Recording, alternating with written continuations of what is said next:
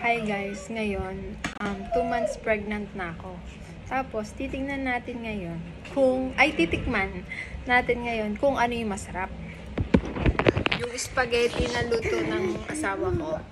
Yan. O yung spaghetti ni Jollibee. Wow. Itong luto ng asawa ko natikman ko na kaninang umaga eh. Medyo na ako eh. Medyo ito yung kay Jollibee. Tignan mo, magkamukha lang Ito ito. yung kay Jollibee. Ayan. Medyo medyo na ko eh. Pero mga charang.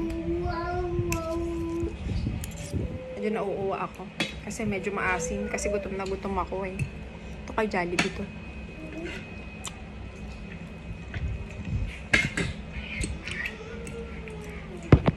Ito yung sa asawa ko. Konti lang kinuha ko sa kanya kasi kanina parang ko. Duduwal. Maasim talaga. Jollibee pa rin ako. Sorry, Dad.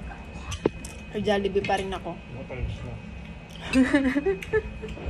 Sa sauce yan.